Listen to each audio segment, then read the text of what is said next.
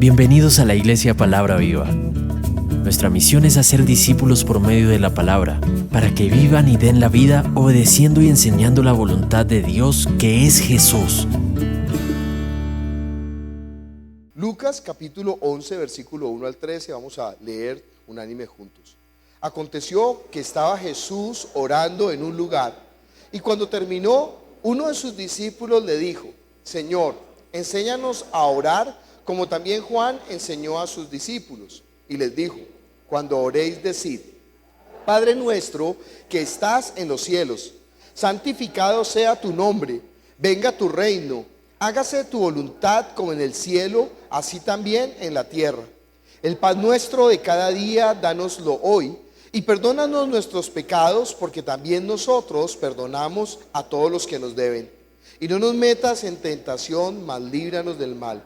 Les dijo también: ¿quién de vosotros que tenga un amigo va a él a medianoche y le dice: amigo, préstame 3 panes, porque un amigo mío ha venido a mí de viaje y no tengo que ponerle delante? Y aquel, respondiendo desde adentro, le dice: no me molestes, la puerta ya está cerrada y mis niños están conmigo en cama, ¿no puedo levantarme y dártelos? Os digo que aunque no se levante a dárselos por ser su amigo, sin embargo por su importunidad se levantará y le dará todo lo que necesite. Y yo os digo: pedid y se os dará, buscad y hallaréis, llamad y se os abrirá. Porque todo aquel que pide recibe, y el que busca halla, y al que llama se le abrirá.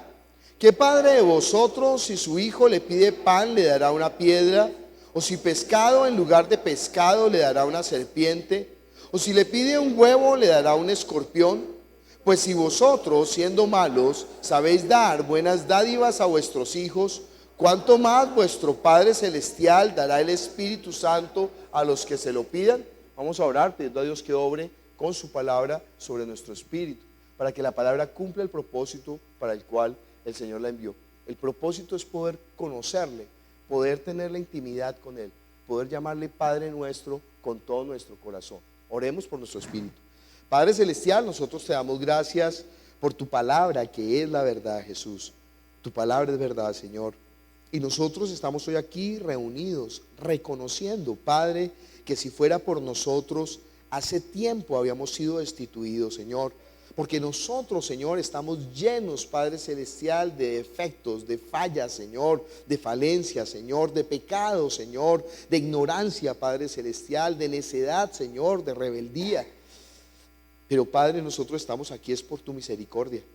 Porque tú, Señor, conociéndonos, hundiste tu mano, Señor, en el lodo cenagoso para sacarnos, para rescatarnos, Señor, para lavarnos, para limpiarnos.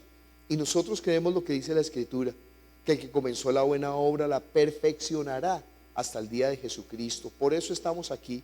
Entonces glorifícate, Señor, en esta hora con tu palabra. Permítenos conocerte, Señor. Permítenos, Señor, por tu amor, Señor, por tu gracia, Señor, por tu verdad, que cuando nosotros la veamos, Señor, nosotros nos acerquemos más confiadamente y además con más agradecimiento, Señor. Padre, obra con poder, con tu Espíritu Santo sobre nosotros, te necesitamos. Ese es nuestro clamor. Glorifícate en esta hora, Señor, derramando de tu Espíritu. En el nombre de Jesús te lo pedimos. Amén. Venimos estudiando la oración del Padre Nuestro el primer domingo del mes. Porque el primer domingo del mes nosotros apartamos un tiempo para aprender algo fundamental de la vida de fe. ¿Qué más fundamental que la oración? Está contando Lucas que el Señor Jesús estaba orando en un lugar ahí apartado con los discípulos, y de pronto los discípulos ven que Jesús ora de una manera particular, como cuando uno va a una casa y algo queda muy rico, ¿no? Entonces uno prueba algo y dice: oiga, pero esto está especial, esto está único, esto no lo había yo probado de esta manera. Entonces uno, ¿qué dice? Cuénteme la receta, ¿no? Cuando alguien es envidioso, entonces dice: no, este es un secretito que yo no doy, ¿sí? Entonces hay gente que tiene su secreto y entonces no da el secreto, porque ellos solamente, ¿por qué? Porque ellos solamente quieren la gloria para ellos. Pero hay algo particular con Dios. Dios, siendo Dios, desea compartir con nosotros, que somos tan pequeños, que somos tan falentes, desea compartir su gloria con nosotros. Dios no se ha guardado nada solamente para sí, sino que lo ha entregado a nosotros. Entonces, cuando los discípulos le dicen, enséñanos a orar, Jesús comienza a describir todo el Padre Nuestro. Ha sido un error, ¿no? Porque en la religión han dicho que esa oración no hay que orarla. Oiga, usted no ore Padre Nuestro porque es una vana repetición. Entonces es muy absurdo, ¿no? Porque cuando uno va a la religión le hacen repetir una oración. Repita conmigo y le hacen repetir la oración. Pero el Padre Nuestro que está en la Biblia y que es la oración que Jesús enseñó, le dicen que no la repita, porque es una vana repetición. Eso es una blasfemia. Porque ninguna palabra del Señor es vana. Apréndase el Salmo 23, apréndase el Salmo 91, apréndase Romanos 6 si está en pecado. Pero Padre Nuestro, que el Señor dijo, cuando ustedes oren, digan así, Padre Nuestro que estás en los cielos, dice, no, eso sí no lo diga. Entonces, pero hasta dónde hemos caído en nuestra necedad. Pero esa oración contiene la llave del reino de los cielos, de la relación con Dios. Es una revelación absolutamente impresionante lo que Dios está contando, lo que Jesús está contando con Padre Nuestro. Lo que pasa es que tenemos que entender cada parte. Y para poder entender cada parte del Padre Nuestro, nosotros no podemos acercarnos ante la oración con nuestros conceptos de nuestra vivencia, de la situación de Colombia, de la forma como fuimos criados, de la cultura en la que estamos. Porque entonces vamos a deformar lo que está diciendo la oración. Sino que nosotros tenemos que ir a la época de Jesús, en el contexto de Jesús, en el ambiente cultural de Jesús, con los códigos lingüísticos que Jesús está manejando para poder entender qué es lo que quiere decir. Y uno podría pensar, no, pero esto es imposible porque sería remontarnos 2000 años atrás. ¿Cómo sabemos cómo hablaban en la época de Jesús? ¿Cómo sabemos qué estaban pensando en la época de Jesús? Mire, la diferencia de edad de 20 años ya es completamente diferente, todo es diferente. Ayer estaba celebrando eran las bodas de plata, ¿sí? Como una renovación de votos, y entonces, pues a mí no me gusta mucho hacer algunas cosas que son como más de la religión, pero como es la oportunidad para predicar la palabra, para hablar el evangelio a gente que jamás lo va a escuchar, todos los invitados jamás han escuchado el evangelio, entonces pues yo aprovecho los funerales y aprovecho las bodas y aprovecho las bodas de oro para hablar, ¿no? Y entonces habían un grupo de jóvenes, bueno, a dos de las niñas, yo las conozco desde que tenían por lo menos 3 años y 4 años. Entonces ya ha pasado el tiempo. No es mucho tiempo, porque han pasado 21 años o 22 años, pero lo impactante es ver la diferencia de la mentalidad. Piensan completamente diferente. Hablan completamente diferente, los códigos que manejan sociales de relación son completamente diferentes. Imagínense, si eso es en Colombia con una gente que uno ha visto crecer en 20 años, imagínense con el Señor Jesús que es de hace 2000 años. Pero nosotros tenemos una ventaja. ¿Cuál es esa ventaja? Mire, todo el Antiguo Testamento. Todos los libros del Antiguo Testamento, lo que están hablando, son 39 libros, ¿sí son 39? Lo que están hablando esos libros es los códigos, la mentalidad, el carácter. Y Dios guardó el pueblo de Israel durante todo ese tiempo para que cuando Jesús viniera, lo que Jesús iba a hablar, siglos después, nosotros pudiéramos entenderlo. Porque entonces nosotros pensamos, bueno, ¿qué quiere decir Pascua? Aquí está lo que quiere decir Pascua. Y lo importante es entender que las palabras no son como en el diccionario que nosotros buscamos, no. Pascua, rito judío que se celebra en el mes de Nisan, que más o menos corresponde a octubre. No es de esa manera. Sino que las palabras tienen toda una carga social, contextual, antropológica, lo que se está viviendo, ¿sí? Cuando nosotros decimos, por ejemplo, lechona en Colombia, pues lechona no es un marranito que ha sido horneado, sino que lechona quiere decir fiesta, celebración, Navidad, el Tolima, o sea, arrastra muchas más cosas. Entonces, así es como nosotros tenemos que leer los códigos en la Biblia. ¿A qué se refiere el Padre Nuestro? Nosotros estamos hoy viendo la tercera frase del Padre Nuestro, que dice: santificado sea tu nombre. Y déjeme decirle, en la mayoría de los comentarios bíblicos que uno estudia, no aciertan lo que está hablando esa porción. Lo que vamos a aprender hoy de Dios es que Dios es santo. ¿A usted no le impacta que nosotros, siendo tan falentes, tan pecadores, podamos acercarnos a Dios? Siendo Él santo. Siendo Él santo. Levíticos capítulo 11, versículo 44. Dice: porque yo soy Jehová vuestro Dios, vosotros por tanto os santificaréis y seréis santos, porque yo soy santo, así que no contaminéis vuestras personas con ningún animal que se arrastra sobre la tierra. Porque estoy haciendo referencia a este versículo, porque es la primera vez que Dios le está hablando al pueblo de Israel diciendo que Él es santo. Claro, nosotros tenemos que entender qué significa la palabra santo. En la religión, santo significa una figura que colocan en una vitrina con carita de bueno. Ahí. Miren los santos, eso es lo que significa santo. Así, con carita de bueno, y está pulcro, y fuera de eso está en una vitrina, apartado, le han puesto un corralito para que nadie se acerque. Y entonces esa figura que está en la vitrina no hace absolutamente ¿qué? Nada.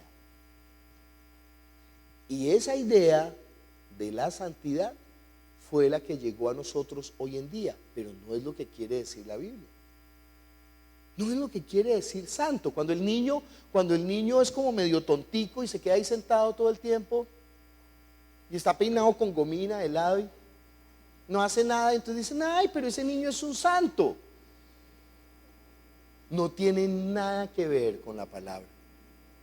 Claro, nosotros tenemos el concepto de que santo es apartado, pero realmente apartado es como una derivación de la palabra. Por el hecho de ser santo, entonces esto es apartado. Pero santo no significa apartado. Santo significa, voy a decir en español una palabra que casi nosotros no manejamos: luminoso. ¿Sí? ¿Qué significa luminoso? Bueno, luminoso significa particularmente sagrado, particularmente poderoso, particularmente temible, pero también particularmente lleno de gracia, o sea, de bondad hacia el que se acerca. ¿Se da cuenta que uno no entiende lo que significa la palabra santo? La palabra santo tendría 3 palabras incluidas: misterio, tremendo, fascinante. Pero fascinante no lo entienda como que lo emboba, sino fascinante quiere decir gracia y misericordia desbordante y abarcadora. Cuando uno se acerca a los padres y los padres lo abrazan y uno siente como ese cobijo y esa protección, entonces eso significa fascinante. Eso significa gracia abarcadora. En estos días estaba visitando a una persona que operaron. Y entonces habían venido los 2 hijos, uno vive en Estados Unidos y el otro está trabajando todo el tiempo, pues ya son 2 jayanazos viejos, ¿no? Pero a mí me impactó que estaba esta persona en su cama recostada y los 2 jayanazos, en el momento en que se subieron a la cama, se convirtieron en 2 chiquitos. Yo quería tomarles una foto porque su expresión, su cara, y se arrimaban a su mamá como si fueran 2 gatitos. Pues son 2 gatos, son 2, casi que no cabían en la cama. Gracias a Dios que la cama era una cama king, pero no cabían en la cama, pero ellos se hacían chiquiticos para estar ahí con la mamá. ¿Qué sienten? ¿Qué sienten? voy a decirlo en las palabras que tenemos que decir bíblicamente, la santidad de la mamá. Por eso es que la alabanza es tan importante. Mire, yo oro demasiado porque la alabanza nuestra suba al nivel que tiene que subir.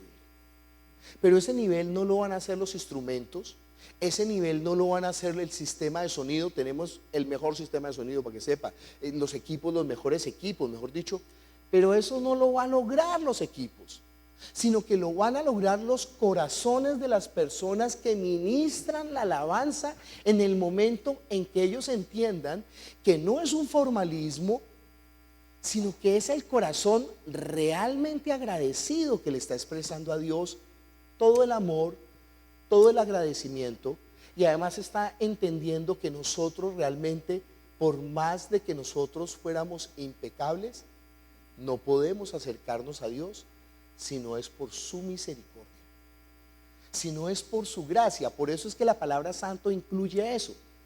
O sea, gracia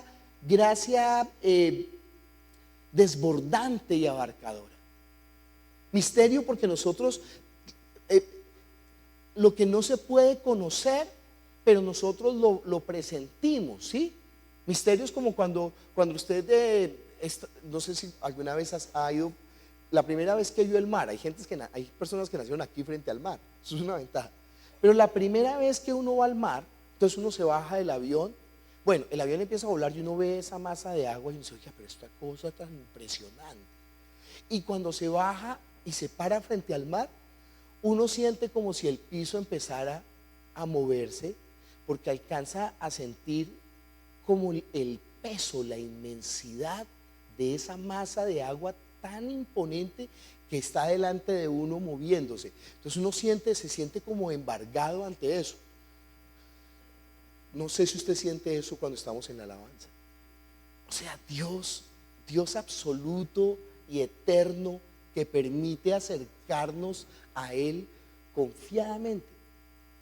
Y con ese pico sucio que tenemos nosotros, poder decirle, Padre nuestro, te adoramos, te exaltamos, te amamos. Bueno, eso que nosotros sentimos de Dios, eso es lo que significa que santo. O sea, no hay otro como Él. Es único. No hay nada que se le pueda comparar. No hay nada que nosotros podamos decir es que es como Dios. No, no hay nada. Cuando nosotros podemos ver a Dios de esa manera, es cuando estamos entendiendo que Dios es santo. Pero lo impactante no es eso. Lo impactante es que de esa santidad Dios la quiere ¿qué? Compartir con nosotros. Cuando en la Biblia está hablando Jesús en Lucas capítulo 11, luminoso, esa palabra no la manejamos nosotros. Y me gusta que no la manejemos, porque no hay nada que podamos decir, ay, estas flores luminosas. No, esas flores no son nada, solamente luminoso es Dios. Dice el versículo 2, y les dijo, cuando oréis, decid, Padre nuestro que estás en los cielos. Bueno, la vez pasada hablamos mucho tiempo de Padre nuestro y también que estás en los cielos. Y empezando como Jesús comienza la oración de Padre nuestro, está rompiendo con el pensamiento de ellos. Porque en primer lugar está utilizando la palabra no Padre, sino Abba, que significa muy cercano. O sea, el Padre de confianza, el Padre íntimo. Entonces Él dice Padre nuestro y después dice que estás en los cielos, quiere decir el santo, el que no tiene nada que ver con el hombre. ¿Usted entiende? O sea, como ese rompimiento que está haciendo Jesús en la mente de ellos. Para los judíos, entender que Dios era el Dios de los cielos, usted lo lee en la Biblia todo el tiempo, ellos están diciendo Dios es el Dios de los cielos. O sea, Dios está ya en su gloria que nadie puede tocar. Él es santo, o sea, Él no se puede tocar. Pero el que no se puede tocar, lo estamos llamando ¿qué? Abba nuestro, Padre nuestro. Entonces eso ya le crea a los discípulos como, ¿cómo así que le podemos decir a Dios Padre nuestro que estás en los cielos? Y después dice la frase, santificado sea tu nombre. Y yo no sé por qué en la mayoría de los comentarios bíblicos que uno lee, colocan ese santificado sea tu nombre, la responsabilidad sobre el orante. Entonces dice, santificado sea tu nombre, quiere decir que usted tiene que hacer que Dios sea santo por medio de su testimonio, muestre que Él es.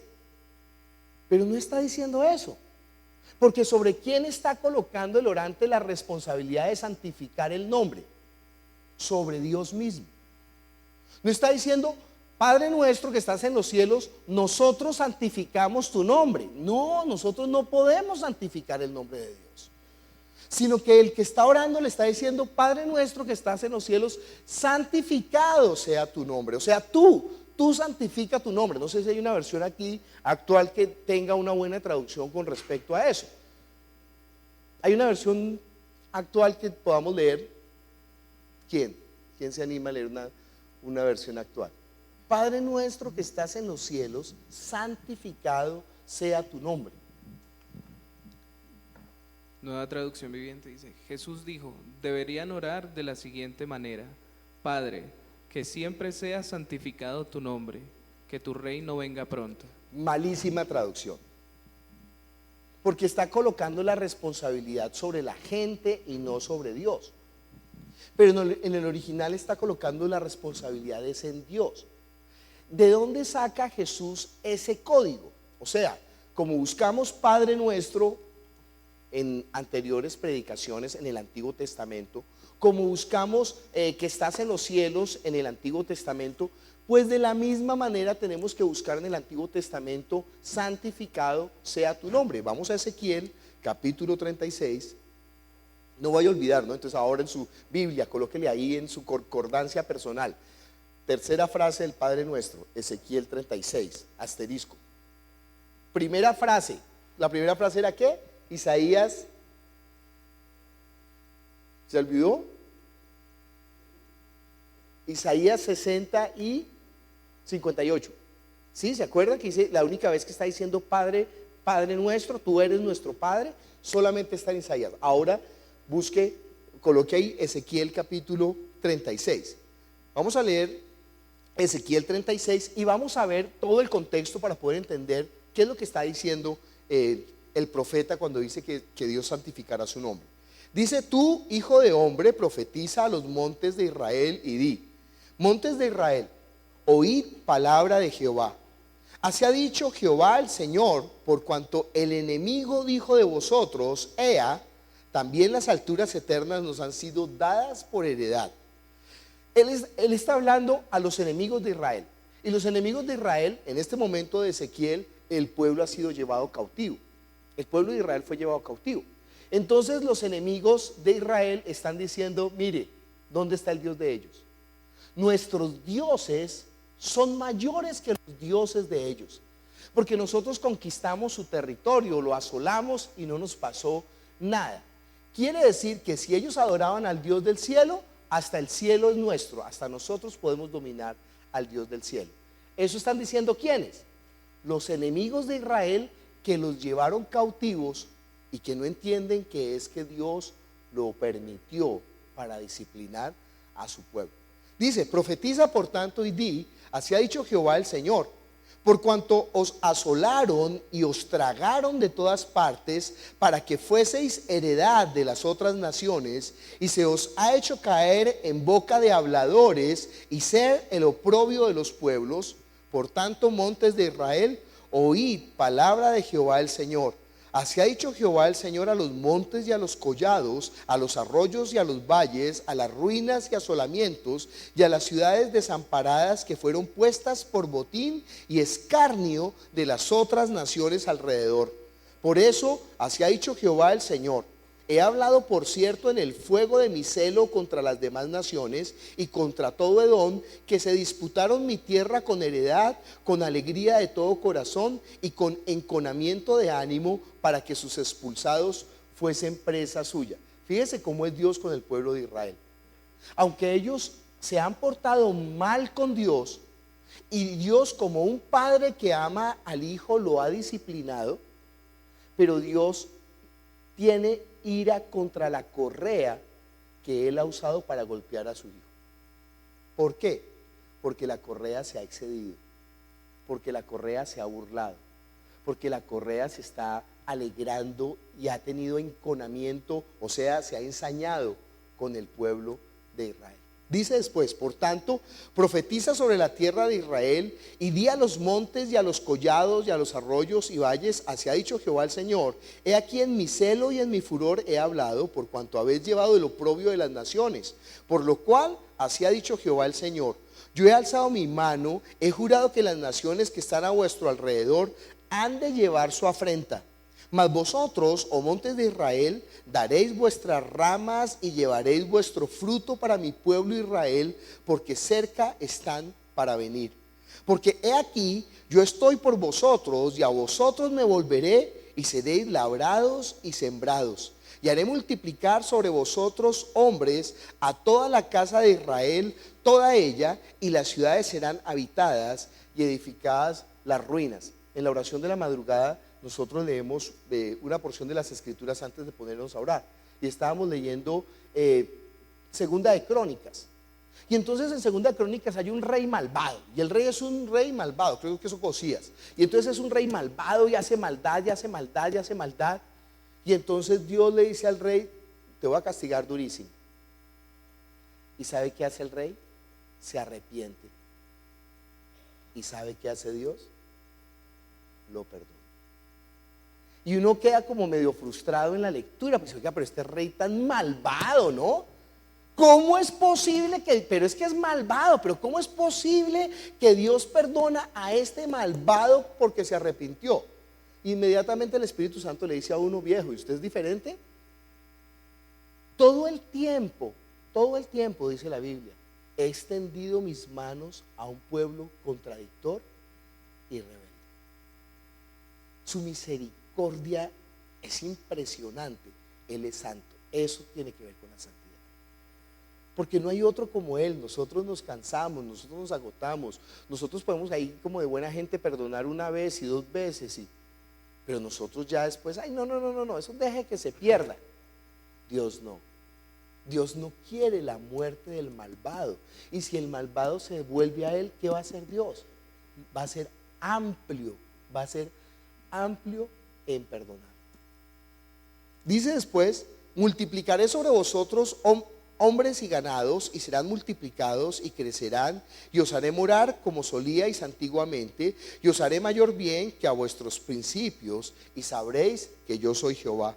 Y haré andar hombres sobre vosotros, a mi pueblo Israel, y tomarán posesión de ti, y les serás por heredad, y nunca más les matarás los hijos. Así ha dicho Jehová el Señor: por cuanto dicen de vosotros, comedora de hombres y matadora de los hijos que tu nación ha sido, por tanto no devorarás más hombres y nunca más matarás a los hijos de tu nación, dice Jehová el Señor. ¿Por qué? Porque están diciendo eso. Porque cuando ellos rodearon a la ciudad de Jerusalén, y entonces ellos estaban ahí sitiados, pues el hambre comenzó a ser tan grande, si usted lee en la Biblia, que decían las mamás: bueno, hagamos una cosa, esta semana nos comemos a mi hijo y la próxima semana nos comemos al suyo, porque hemos de sobrevivir. Entonces mataban a los hijos y se comían a los propios hijos por el hambre que había, por el sitio que había.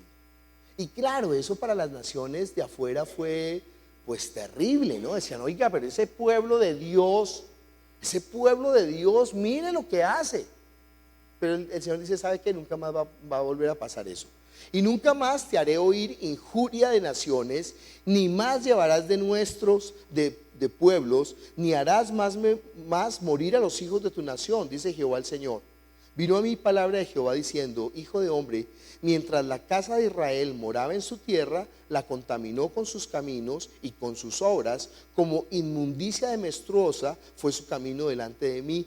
Y derramé mi ira sobre ellos por la sangre que derramaron sobre la tierra, porque con sus ídolos la contaminaron. Les esparcí por las naciones y fueron dispersados por las naciones, conforme a sus caminos y conforme a sus obras les juzgué. Fíjese lo que ha hecho el pueblo de Israel.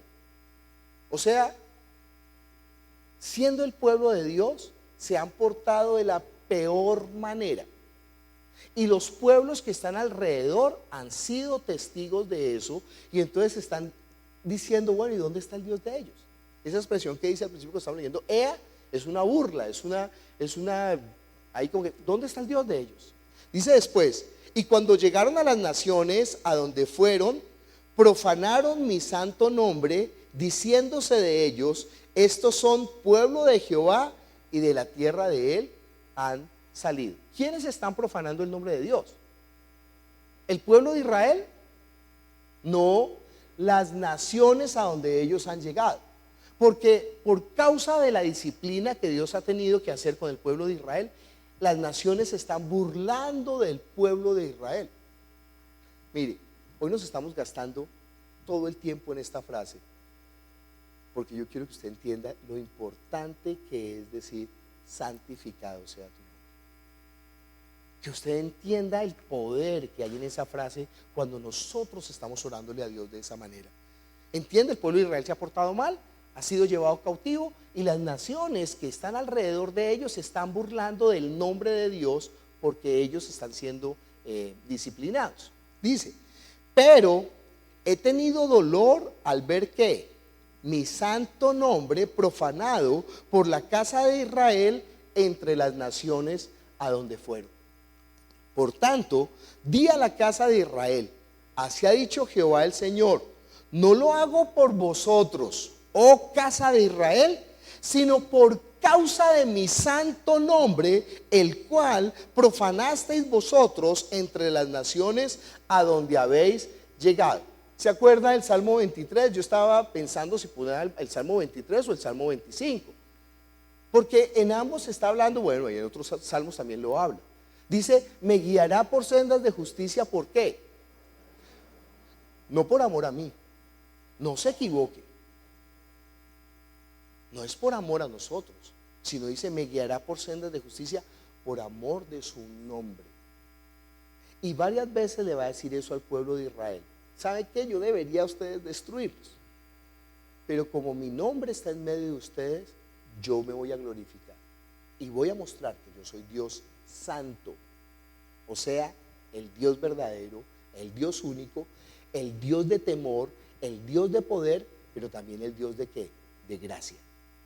Entonces dice después en el versículo 23, y santificaré mi grande nombre profanado entre las naciones. Esa frase, santificado sea tu nombre, viene de esta experiencia que ha pasado el pueblo de Israel en la cautividad. ¿Quién es el que va a santificar el nombre? ¿Nosotros? No, el Señor mismo santificará su nombre. Dice, y santificaré mi grande nombre profanado entre las naciones, el cual profanasteis vosotros en medio de ellas, y sabrán las naciones que yo soy Jehová, dice Jehová el Señor, cuando sea santificado en vosotros, ¿qué? Delante de sus ojos. Entonces Dios va a santificar su nombre ¿en quiénes? En ellos. Va a mostrar que Él es el Dios verdadero en ellos, y todas las naciones van a ser testigos de que Dios es el Dios de ellos, el Dios bueno, el Dios grande, el Dios poderoso. Y yo os tomaré de las naciones y os recogeré de todas las tierras y os traeré a vuestro país. Mire, Estados Unidos sabe quién es Israel por la historia. A Estados Unidos varias veces le hubiese convenido irse en contra de Israel. Pero ¿sabe por qué Estados Unidos defiende a Israel? Porque Estados Unidos sabe que Dios hizo un pacto perpetuo con la nación de Israel. ¿Cómo lo pudieron comprobar? Bueno, pues después de la Segunda Guerra Mundial, no sé si estoy mal, en el año de 1947, no, en 1947, no existía nación de Israel. No existía nación de Israel. Ese territorio se lo habían repartido entre las potencias, sobre todo Inglaterra tenía dominio sobre esa porción. Inglaterra tenía mucha injerencia sobre esta porción porque sabía que había petróleo y que el puente, el lugar natural para sacar todas las riquezas de esa región era el mar Mediterráneo. Y entonces esa tierra que ellos llamaron convenientemente de Palestina, entonces era tierra, no era tierra de nadie, pero era tierra de las colonias que le estaban dominando. Y allí se asentaron diferentes grupos de personas de esa región que no eran judíos. Y durante siglos, durante años, porque desde el siglo I los judíos fueron sacados de esa región por el Imperio Romano y nunca más les habían dejado volver allá. Algunos judíos que aman la tierra, la tierra física, ellos no entienden que la heredad no era la tierra física, ellos aman esa tierra, pues se colaron como ratoncitos y vivían ahí como indigentes, ¿no? Vivían ahí como invasores de ese territorio. Pero cuando Dios quiso, de todas las naciones trajo a los judíos y en un día fundó el pueblo de Israel. Por eso dice en la profecía, fundará Dios una nación en un día, pues yo voy a traer a mis hijos de todos los extremos de la tierra y los voy a poner ahí. En contra del imperio romano, que era del imperio británico, que era el imperio más poderoso, todos los judíos se reunieron y fundaron la nación de Israel. Y fundaron la nación sin nada. Usted sabe qué es que todos los enemigos lo estén rodeando a uno y uno pueda establecer un pueblo en un día, y un ejército y una fuerza aérea. Y en la guerra de los 6 días, toda la Liga Árabe se unió para derrotar al pueblo de Israel. No pudieron, siendo tan pequeños, no pudieron. ¿Por qué? Porque Dios está con ellos. Pero entienda, la promesa que Dios ha hecho al pueblo de Israel no es nada en comparación con el pacto que ha establecido ahora con nosotros por medio de la sangre de Jesús.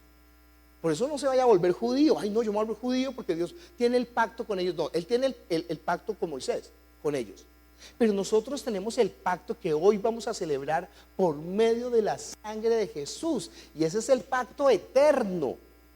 Ese pacto, lo estábamos estudiando el martes, ese pacto está establecido desde antes del pacto que hizo con Israel.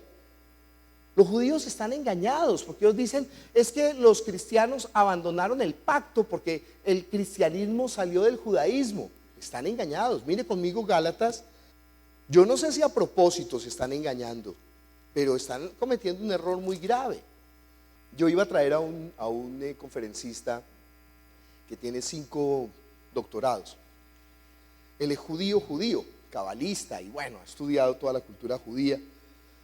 Pero leyendo un libro me desilusioné, entonces dije, no lo voy a traer.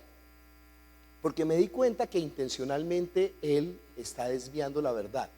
Si uno está equivocado, sin intención, eso se respeta.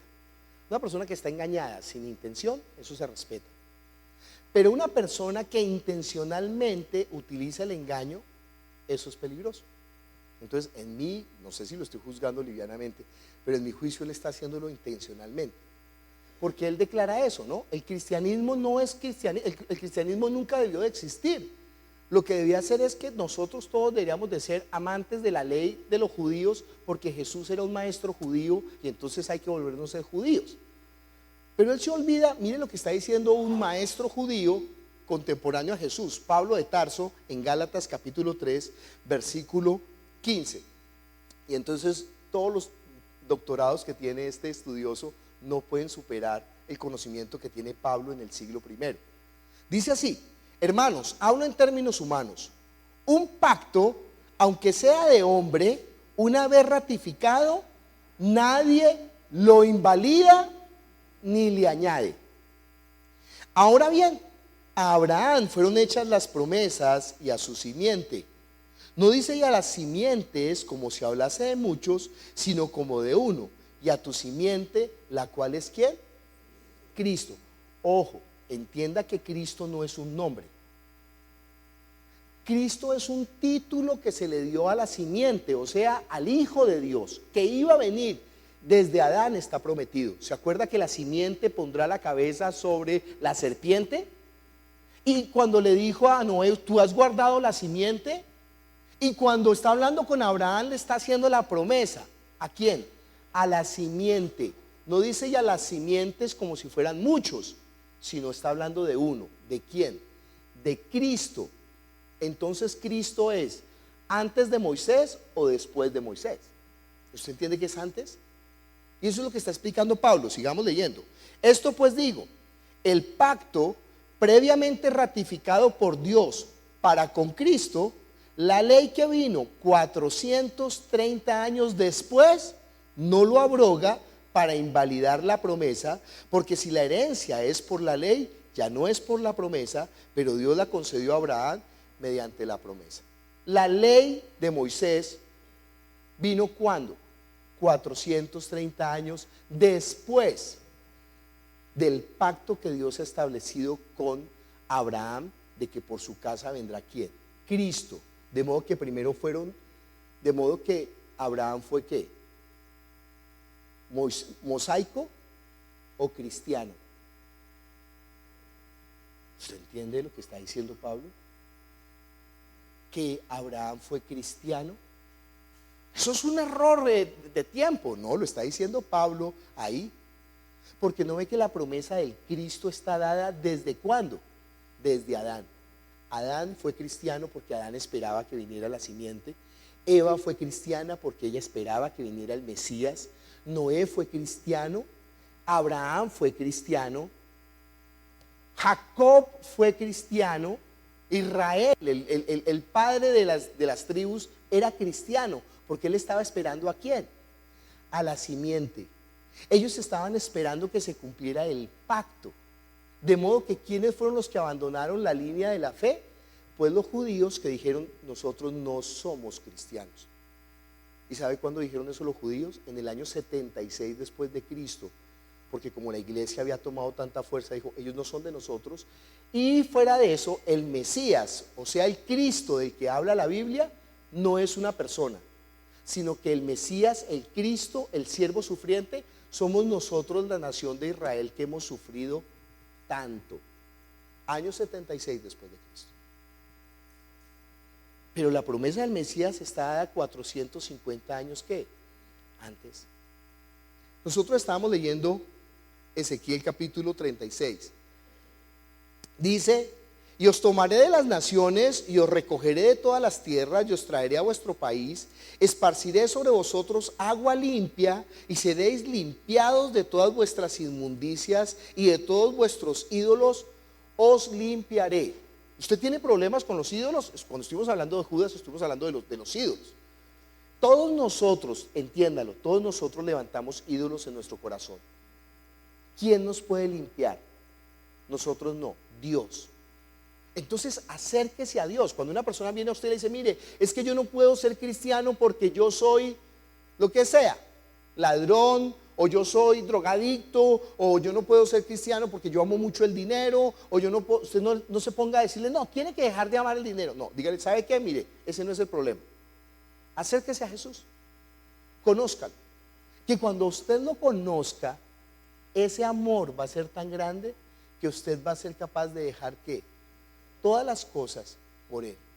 Porque ¿qué hace Dios? Aquí lo está prometiendo en este pacto en Ezequiel. Dice: os daré un corazón ¿qué? Nuevo, y pondré espíritu nuevo dentro de vosotros, y quitaré de vuestra carne el corazón de piedra, y os daré un corazón de carne. Y pondré dentro de vosotros mi espíritu, y haré que andéis en mis estatutos, y guardéis mis preceptos, y os pongáis por obra. Yo no sé qué malvado aquí en la iglesia una vez sembró una raíz de amargura. Y entonces dijo ese malvado: mire, no importa lo que uno haga. Uno puede ser malo, corrupto, sinvergüenza, y Dios no tiene problema con eso. Pero eso no es lo que está diciendo la Biblia. Lo que está diciendo la Biblia es que Él va a cambiar nuestro corazón.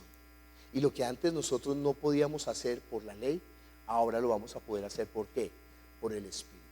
Sí seremos cambiados, sí seremos transformados, sí seremos limpiados, sí seremos lavados. Usted no se conforme a este mundo, sino que acérquese a Dios para que Él lo limpie. Dice después: habitaréis en la tierra que di a vuestros padres, y vosotros seréis por pueblo, y yo seré por Dios.